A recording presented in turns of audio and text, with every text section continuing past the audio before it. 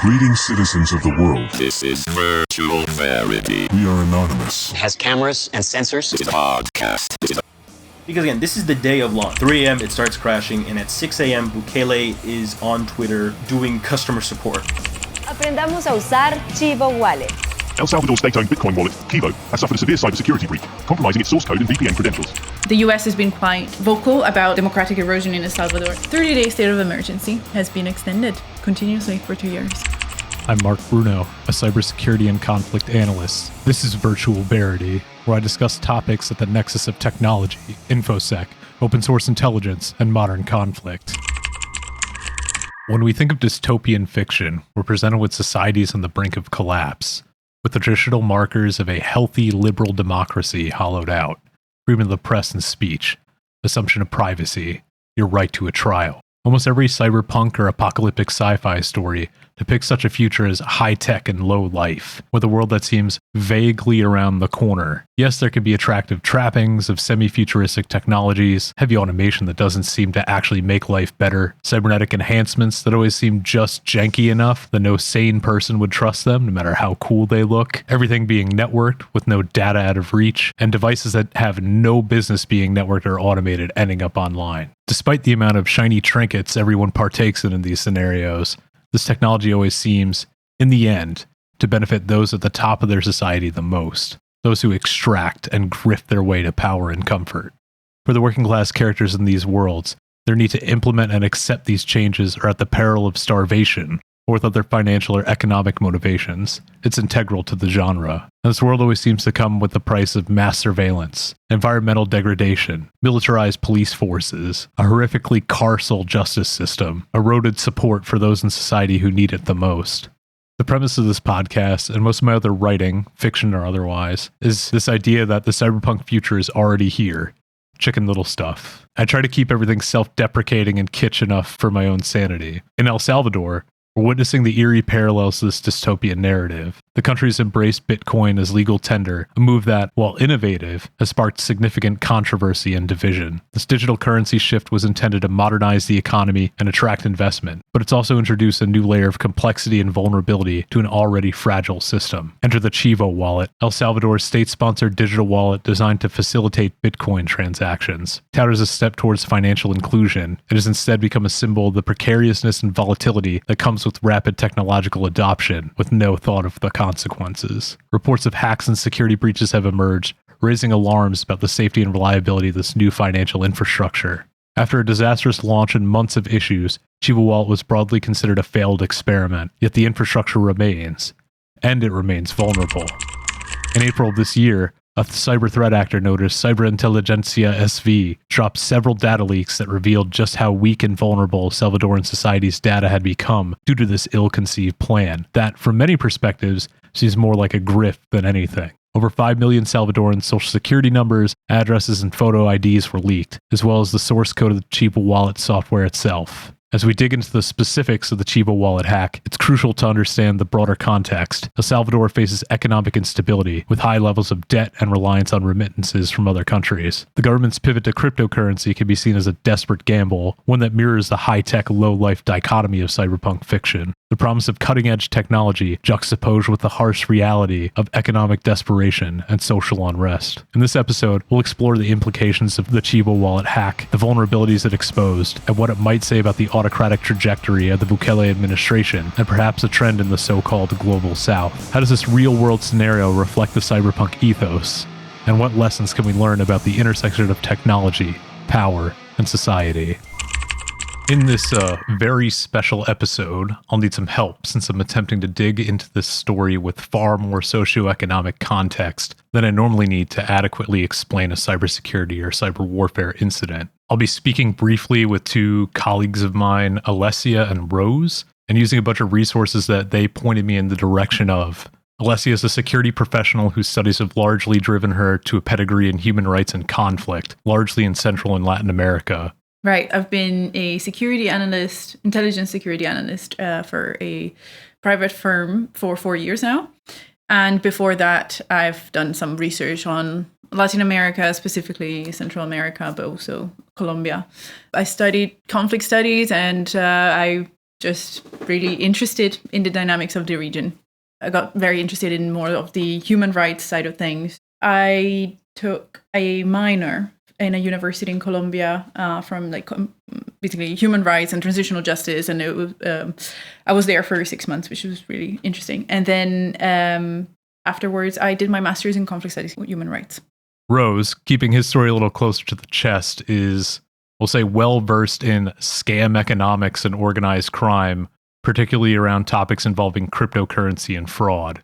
Right, yeah, that would work. Oh man, it's up to you. How do you want to be introduced? Oh, just Rose. Dude you know from Discord. That would be like the most accurate representation of this.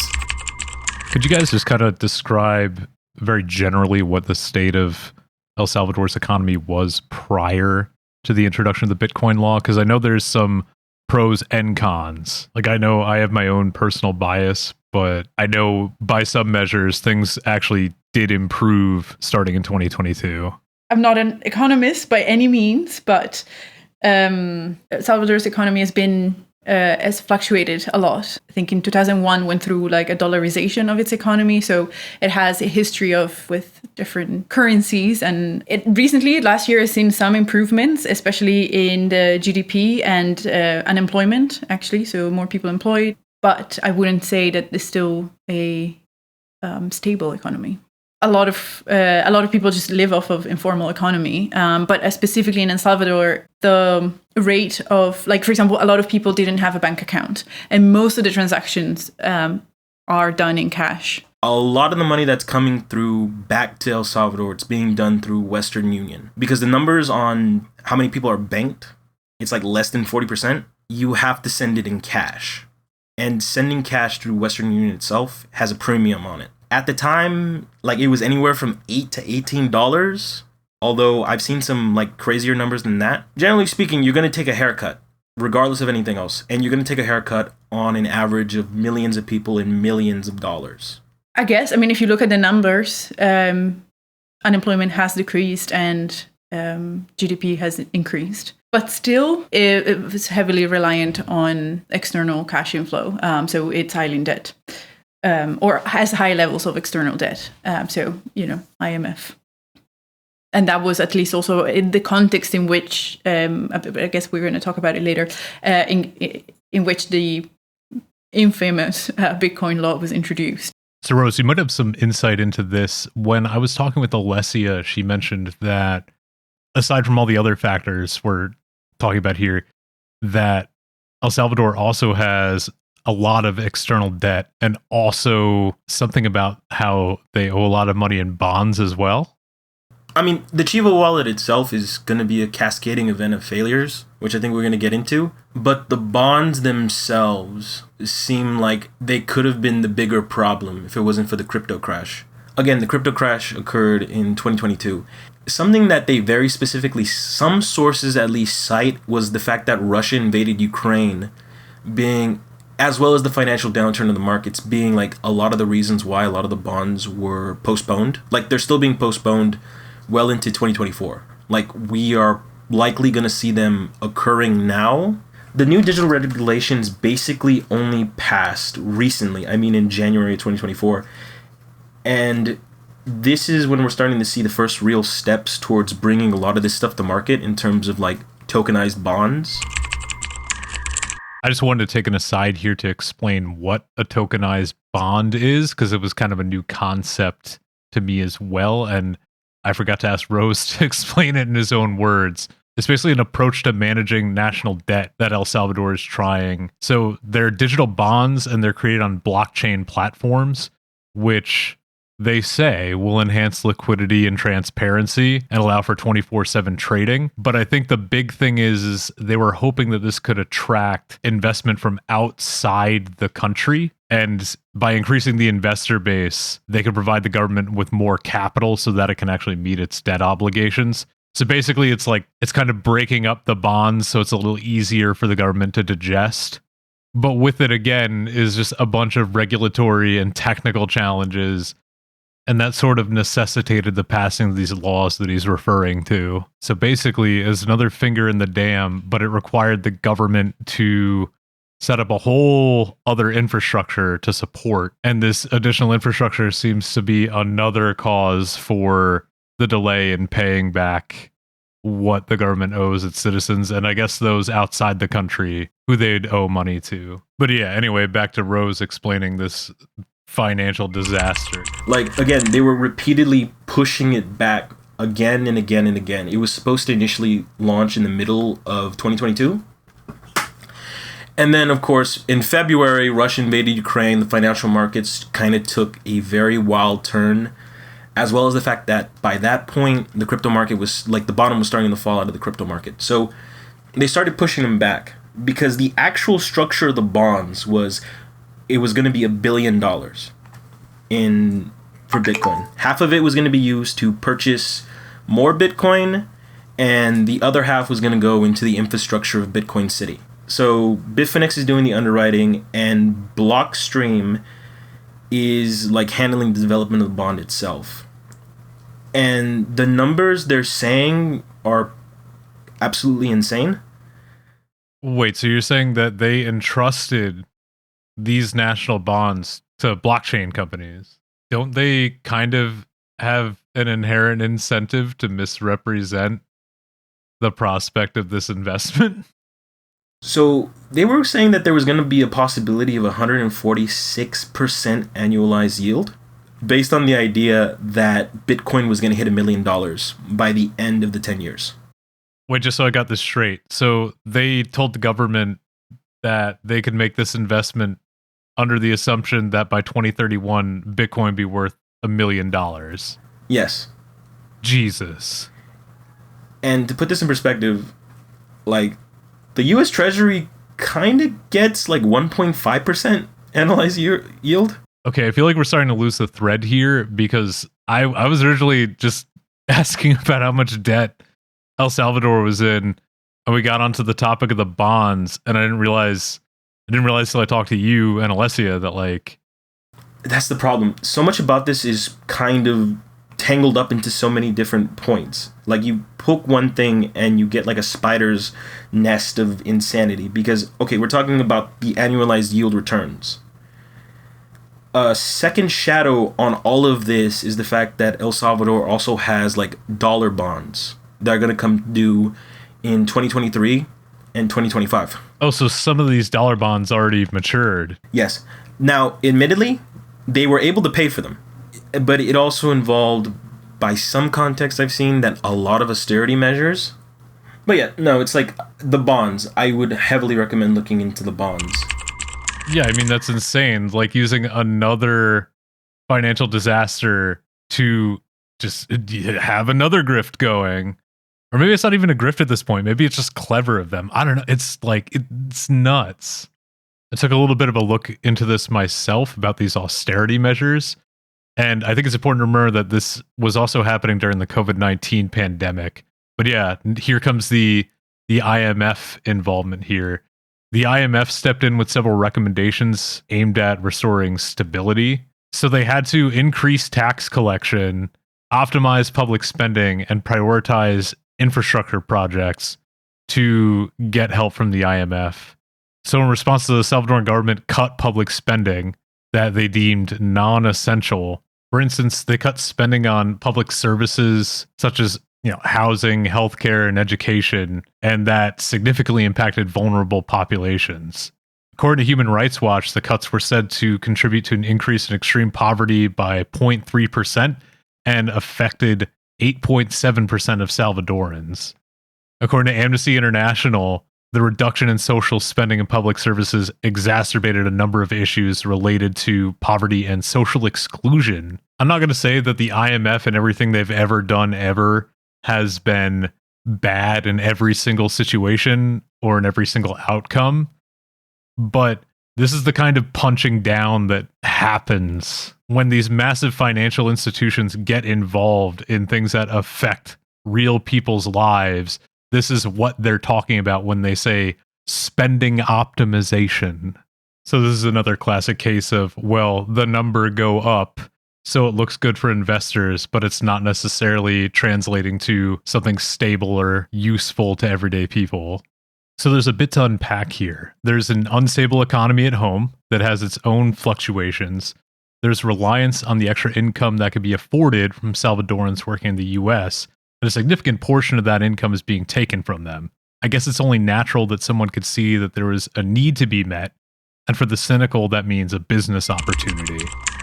Okay, so to just briefly re-summarize and just take the ship in for a landing, the Chivo Wallet and Bitcoin law story began well before the Bitcoin law was introduced in 2021. El Salvador's economy was marked by significant instability and reliance on external cash flows. A substantial portion of the country's GDP, some estimates saying up to 26%, was derived from remittances sent by Salvadorans living abroad, primarily in the US. This dependence on remittances was compounded by a low banking penetration within the country. Less than 40% of the population had bank accounts. Consequently, many transactions were conducted in cash or relied on remittance services like Western Union, which charge high fees. This further strains the economic resources of ordinary Salvadorans. Additionally, the economy had been dollarized since 2001, which provided some stability, but also exposed the country to fluctuations in the US economy.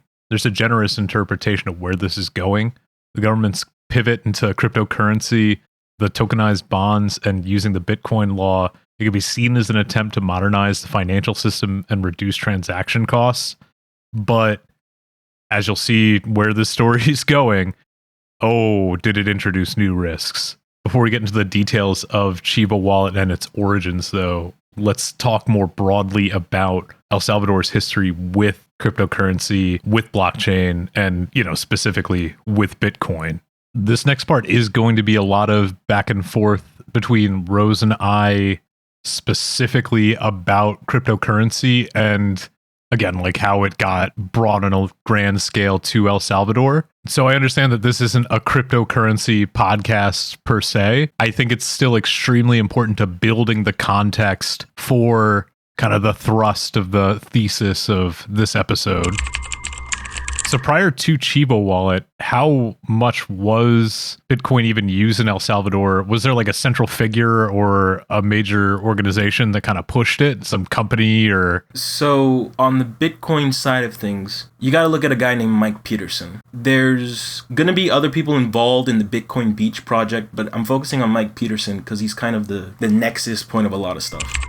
Just an aside, Bitcoin Beach was a 2019 project. It was supposedly a community-led initiative in El Zante, a coastal village in El Salvador. The project was started to create a sustainable Bitcoin economy in the village specifically, with the goal of financial inclusion for the unbanked population. The initiative provided the local community with Bitcoin wallets and supported businesses in accepting Bitcoin as payment. So it was basically a testing ground for what would come for Bitcoin adoption.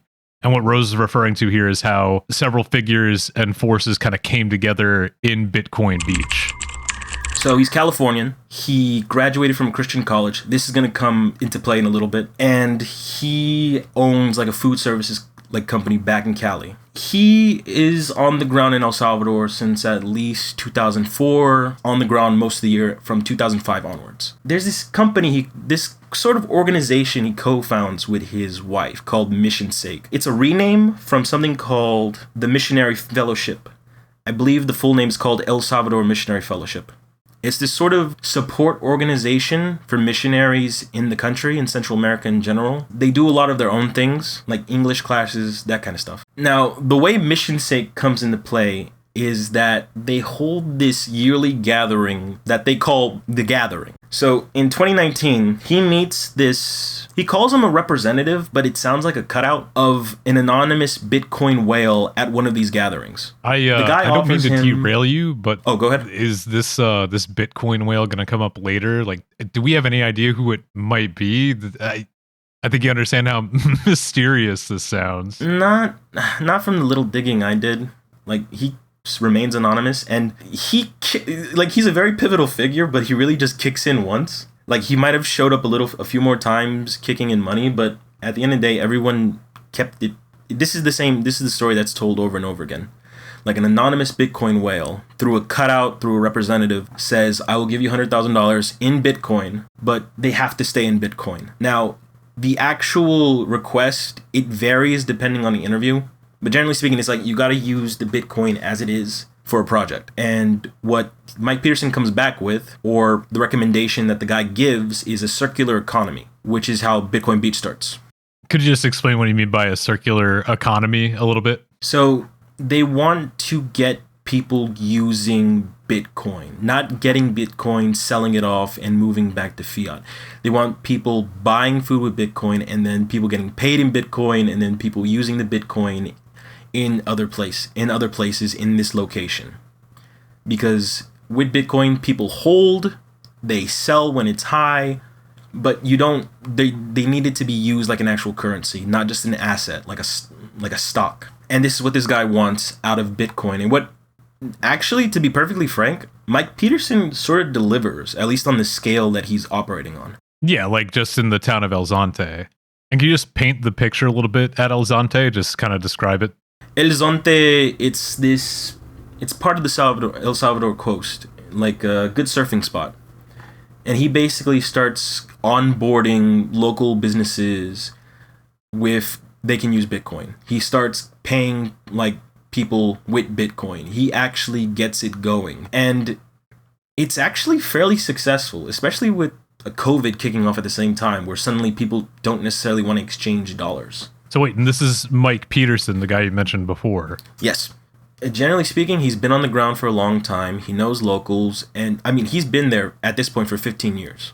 Like, how is he doing this?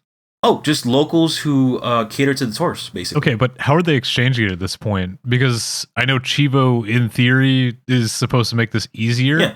But at this point, what methods are they using, if you know? Mostly just pre-made, like wallets you can get online on your phones. And there's going to be more infrastructure that comes in. This is actually how Athena Bitcoin comes into the picture. And Athena, they do like the Bitcoin ATMs, right? And what year are we in at this point? Around 2020 is when it really starts kicking off into 2022.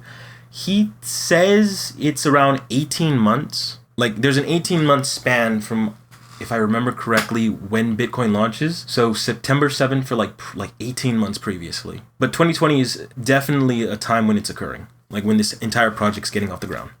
And again, it's fairly successful for what it is. Like again, people went to the ground. They interviewed some of the people involved, like the locals who run some of the local businesses, and there's mixed responses. But compared to what's coming next, this is a resounding success.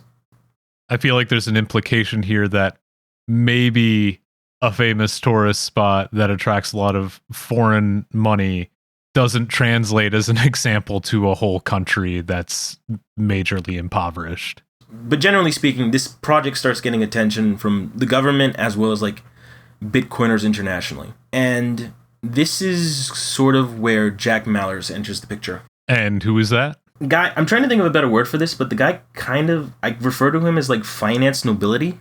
Like his grandfather was the chairman of the Chicago Board of Trade. His father was a futures broker and apparently started one of the biggest brokerages in the city, but that's just from people kind of like fluff pieces. They also own a cannabis shop, but that's neither here nor there. Okay, I'm sorry. I'm just trying really, really hard not to think too much about specific economists from the city of Chicago having potentially negative involvement in Latin American countries. So his father introduced him to crypto when he was like 13, and the guy primarily works in like the Lightning ecosystem, the Lightning network. Okay, you're gonna have to tell me a little bit about what the Lightning network is. As I understand, it has something to do with basically trying to fix some of the speed problems with Bitcoin or something.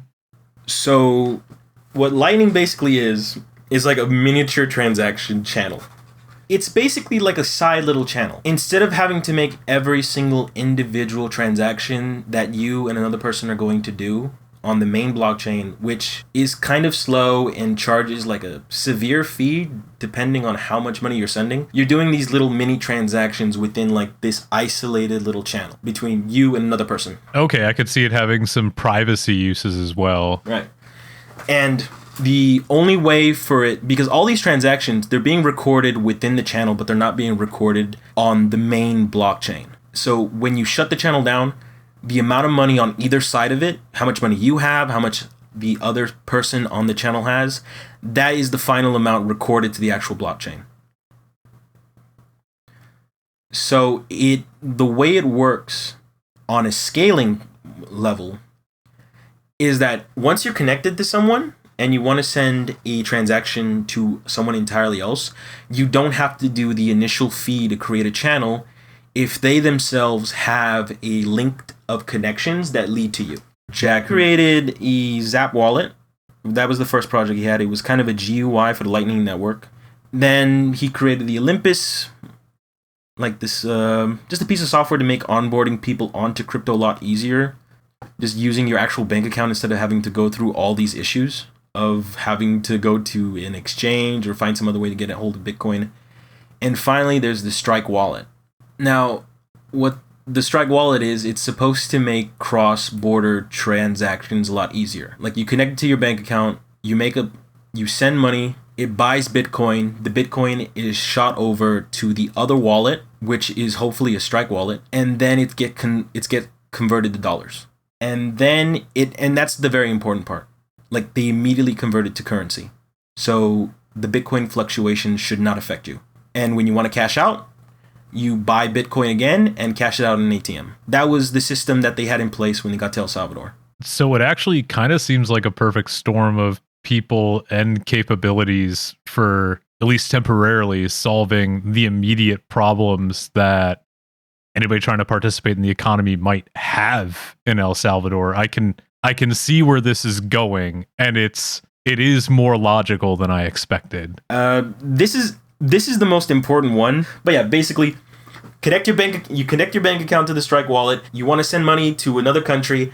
It buys Bitcoin, sends it over, converts it to a local currency, and if you want to cash out, the money gets turned into Bitcoin and you cash it out in an ATM. That is the system that is in place when he goes to El Salvador.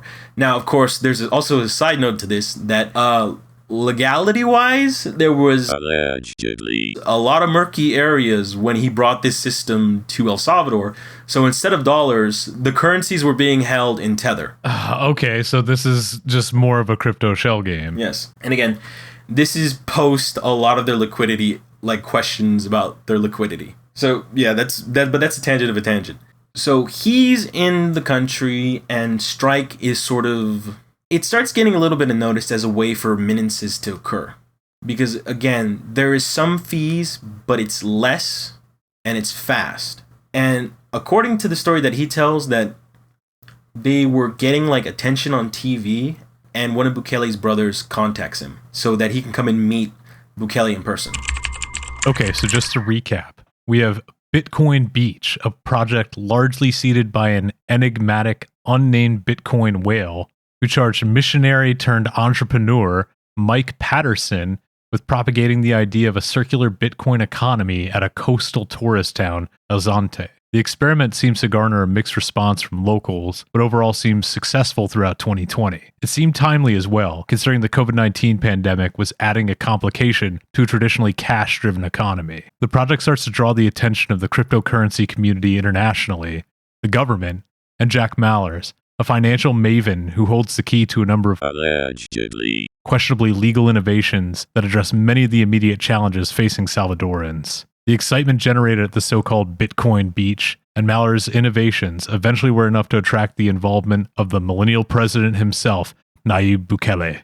I think there's more than one way to interpret this. Salvadorans had to be brought into the 21st century somehow, and they had to do it in more empowering terms than we've seen play out in other places in the global south. Perhaps this was a technological solution to a number of their problems. However, and we're only scratching the surface so far, we'll find that the administration and a number of the people around them have their own ties to foreign governments, foreign corporations, and financial interests that I'd argue are only less dangerous than the IMF because of their scale. From what I've heard from Rose, Alessia, and the sources they've shown me so far, what went down in the early days of El Salvador's Bitcoin experiment strikes me as more of a confluence of grifting opportunists than high-minded planning by innovative altruists.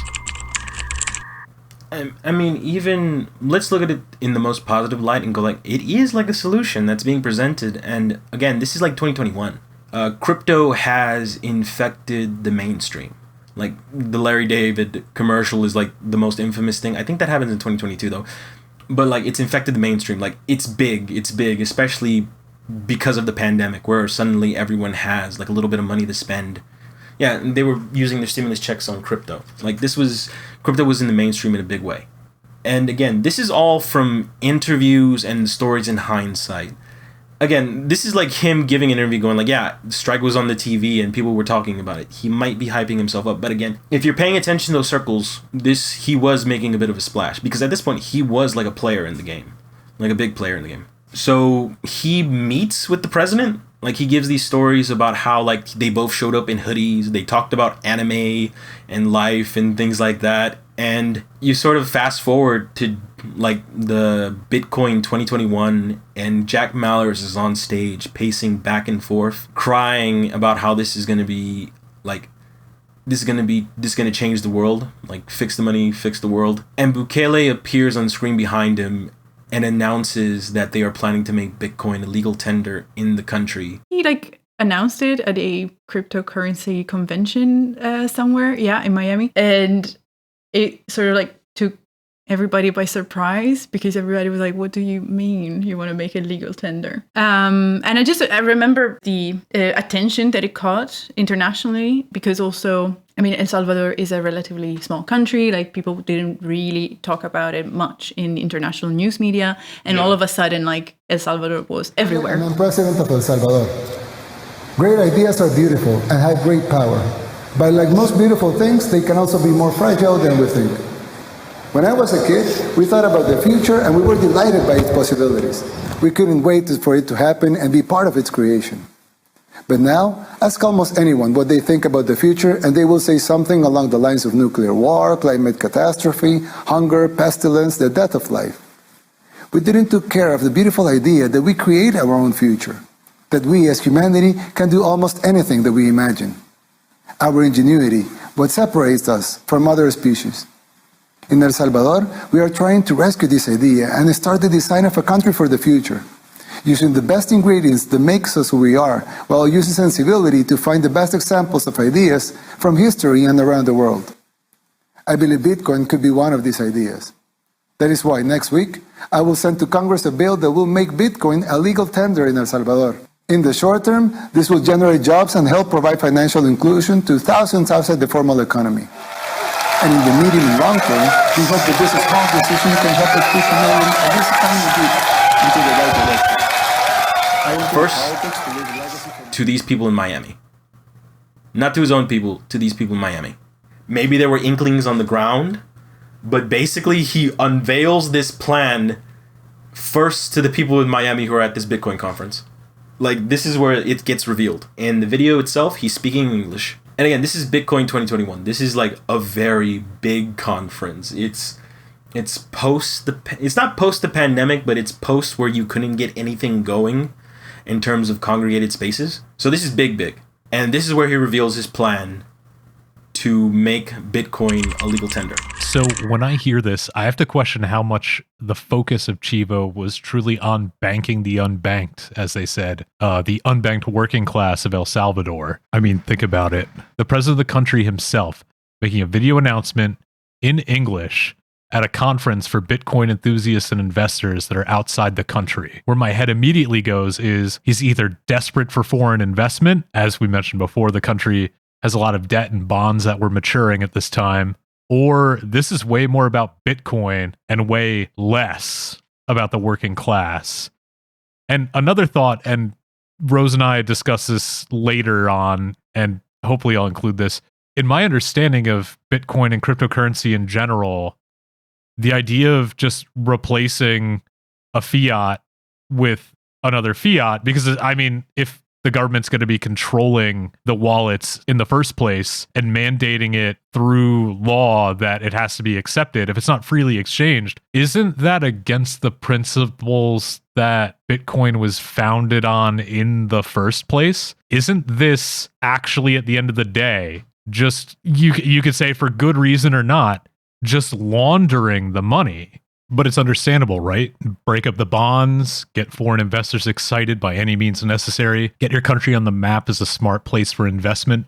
A lot of this may factor into the authoritarian shift the administration would turn towards, as we'll discuss later. A final thought I have on this is, well, by making these things public in this way, outside of his country, sort of letting investors officially know before anyone else, it could give Bukele's ambitions for Bitcoin added weight, and put pressure on any politicians who might try to hold him back. This might all sound kind of alarmist and tinfoil hat of me, but just wait, because this is only half the plot so far surrounding the questionable launch of Chivo.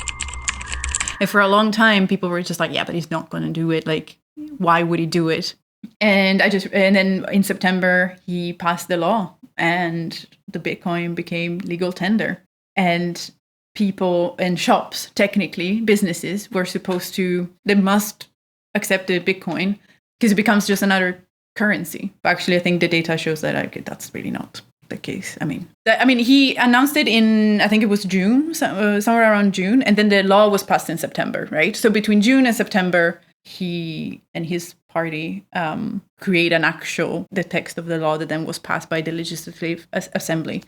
So, I mean, obviously there was some time in between, but I think the first time when he mentioned it, it was quite a surprise. I don't know how much for the people in Salvador, because it was quite vocal anyway on Twitter. So, like, Bitcoin law passes a couple days later, 8th of June, 62 of 84 votes. There's some people who abstain, but again, that's a majority, 62 of 84 votes. Chivo is announced in the interim, like the 24th of June.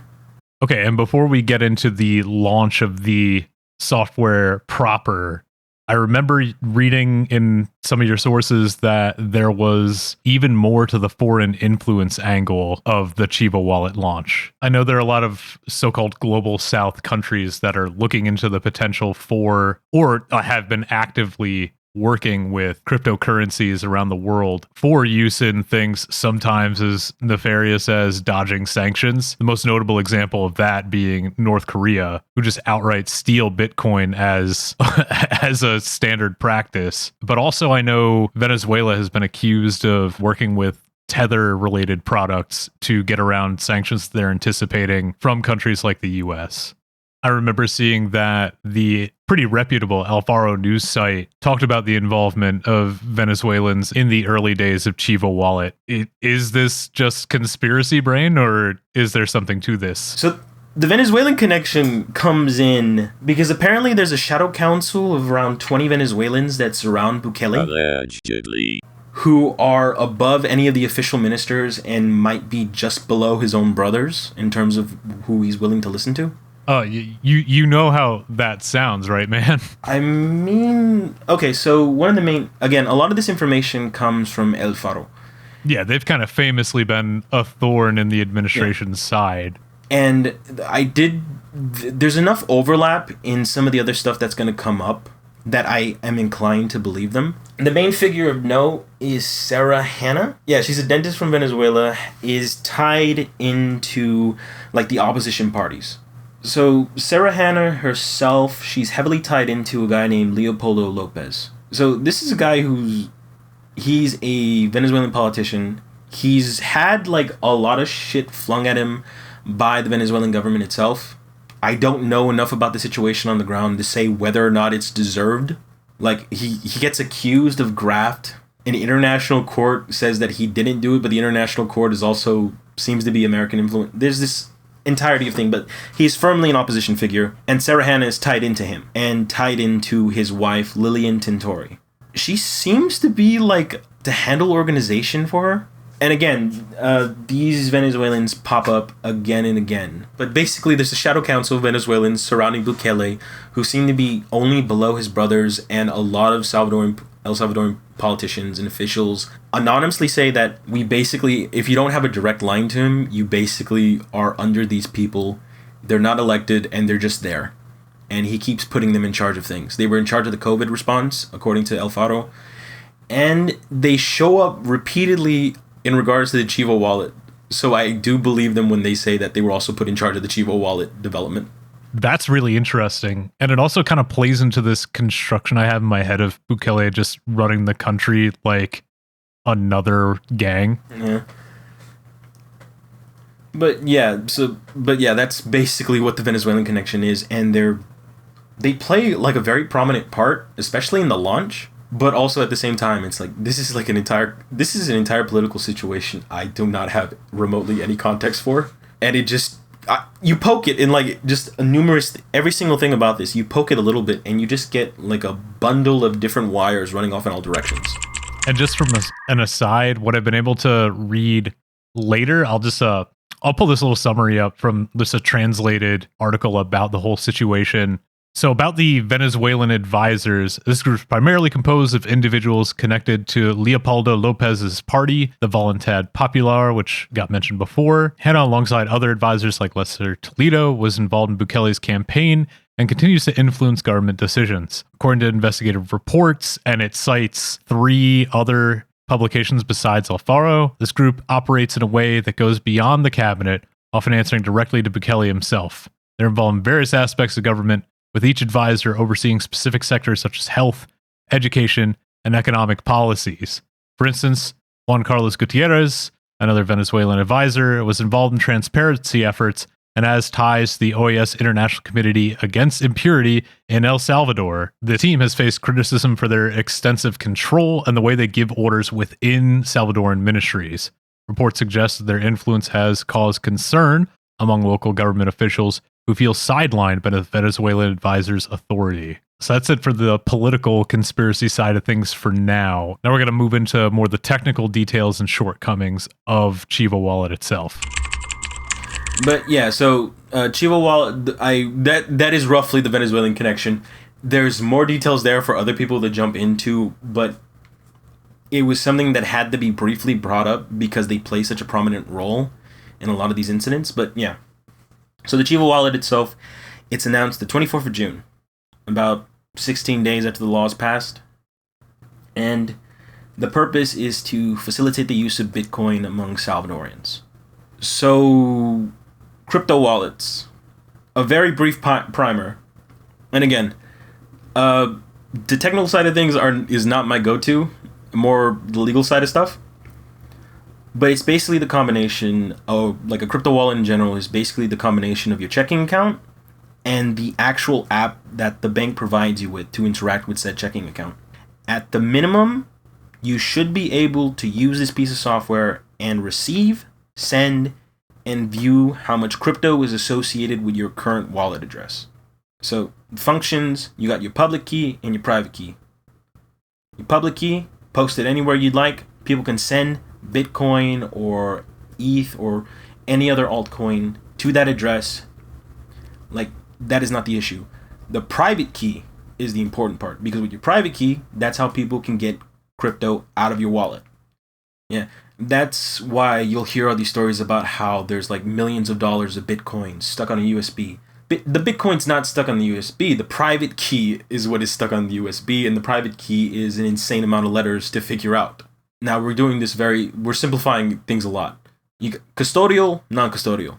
Custodial, the organization, the person, the group, whatever, they're holding your private key for you. And non-custodial, your private key is yours, good luck. So the Chivo Wallet itself, it's a custodial wallet, which is honestly the smartest option for this entire thing. Well, that's assuming they're actually securing your shit. Yeah. Yeah, which what we're about to get into is not what it's about. But it can send, buy, receive, and it can hold both dollar amounts and crypto. Well, specifically Bitcoin. It's a Bitcoin wallet, but it can also hold dollar amounts, which is going to play into an incident that happens roughly a year after it launches. So this is the main idea. And again, it's announced the 24th of June, and the plan is to launch it September 7th. Wait, to make a secure banking app that services the entire country and facilitates foreign transactions. That's not a lot of time. Yes, it is not a lot of time at all. What did you learn about the companies involved with the development and the launch? Because I know a lot of this stuff, people are going to kind of need to know the difference between some of the companies involved, because some of the drama is the conflict between a few of them. So, okay. So Athena is sort of the nexus point of everything. Yeah, and like I said before, so they did the ATMs and the actual physical interface for the people to use day to day. Then Bitso, Binance, these are other companies that are also involved. Oh yeah, famously uncontroversial Binance. So I know Bitso has a good reputation as, I think, the best crypto exchange in Latin America and one of the best ones in the world. So Bitso itself, Mexican crypto exchange, and even in hindsight, probably the best choice for this. They were handling custodial and like exchange aspects of Chivo alongside Binance. And like the thing, again, this is 2021. Nothing's gone wrong yet in the crypto industry. But the thing to note about them specifically is that they were at the time tied in with Silvergate Bank and Ripple. So Ripple is currently fighting for its life against the SEC. Like they are getting fined like. They're trying to get fined. SEC is trying to fine them for like $2 billion. And they are fighting for their life right now. And Silvergate collapsed in the wake of FTX. But again, this is only in hindsight. At the time, Bitso was a good choice, as well as Binance. Of course, there's some shady stuff known about Binance at the time, but this was 2021. Yeah, like I said, even in hindsight, Bitso looks good. It's just that these two ties that immediately leapt to the attention. But that's just a side note of a side note. Again, in hindsight, Bitso was a decent enough choice. Like it was probably the best choice they could have made considering they're a Central American country. Athena entered through Bitcoin Beach. They're setting up the ATMs and they're handling like the main infrastructure of the wallet itself. According to one article, but then again, they're quoting this is the CEO of the company itself saying this. Like a mutual friend of his and Mike Peterson's brought him in to provide the ATMs for Bitcoin Beach. And that's how he enters El Salvador. They're handling like the main wallet infrastructure and things are about to go horribly wrong in that regard. So again, the development itself leaks like a sieve in the lead up to the actual launch. Like the back end is leaked, but the most like big inflection point or the biggest point where things start getting a little bit worrisome is when Mario Gomez gets arrested. So he is a general crypto critic. The way he went about it made him sound like he was mostly pointing out the contradictions that are present in El Salvador implementing Bitcoin as legal tender. But in some of the interviews I've seen, he does come off as like a broader critic of capitalism in general. But the way he handled his arguments is generally speaking just very pointedly pointing out the contradictions found in El Salvador bringing in Bitcoin as legal tender. Generally speaking, that this is going to be centralized within the El Salvadoran government. Yeah, this decentralized coin, which is supposed to be free of a state, being primarily handled by the state of El Salvador for the people. And the fact that the Chivo Wallet itself is another attempt at centralization, because instead of trying to get people to use their own wallet, they're heavily pushing everyone to use the official state-sanctioned wallet of Chivo, to the point of like offering $30 of Bitcoin for signing up. Like, again, it's like this is supposedly a decentralized thing that is being heavily centralized under the El Salvadoran government. And again, this is, you're mouthing off in a big way. People are supporting you. This is something that might get you in trouble. But he gets arrested driving his mother to work. Depending on the version of the telling, he either gets stopped at a barricade or they just straight up come for him. But it's always the same. He's with his mom. And he's taking his mom to work. That is like a constant. The way people tell the stories vary, but that never does. Like, I'm taking my mom to work and the cops came for me. They arrest him, take his phones, and then they try to take his laptop from his mother. And that is only stopped by the fact that she refused to hand it over. And at that point, they've raised enough of a ruckus that there's media attention and generally just eyes on the situation. So they can't get his laptop, but they get his phones. Is there a chance that he got Pegasus like all those El Faro employees? I mean, he fled the country soon afterwards. Because, again, he's being accused, he's saying, hey, possible bank fraud, like just you're doing some kind of thing related to the financial system that's like an outright crime. That is the excuse they use to bring him in. But they quietly release him, like afterwards. Like it's a point he makes that like they just kind of give me they drive me out of there as quietly as humanly possible and they let me go. And he ends up having to flee the country. He makes a point of saying like the media attention was a very big part of why things didn't go worse for me. So again, they say it's because of possible bank fraud. What everyone sort of points to as maybe the bigger reason was that a couple of days before, they were doing a presentation on the Chivo Wallet. So yeah, Mario Gomez, a Salvadoran computer systems specialist and a vocal critic of the country's Bitcoin law. And it looks like that criticism nearly got him disappeared. We'll dig more into state violence and arbitrary arrests later in this what's become a series, and a severely brain-bending exploration of the Chivo Wallet itself. I hope you understand this topic ended up having so much to it that I couldn't fit it in a single episode. I'm going to try to do my best to have this nailed down in 3 or 4. I hope you'll stick around over the next month-ish while I go even further down the rabbit hole. You'll hear more from Rose and Alessia, and we might also get a statement from Cyberintelligentsia SV themselves. Thank you, and I hope you really enjoyed this episode of Virtual Verity as much as I enjoyed making it.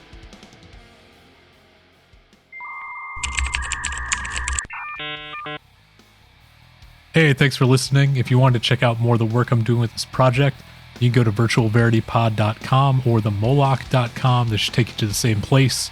Find me on Twitter and Blue Sky at MarkJBruno and It's Bruno, respectively. The Moloch blog should also be on Mastodon on the InfoSec Exchange. You can shoot me an email at contact@themoloch.com.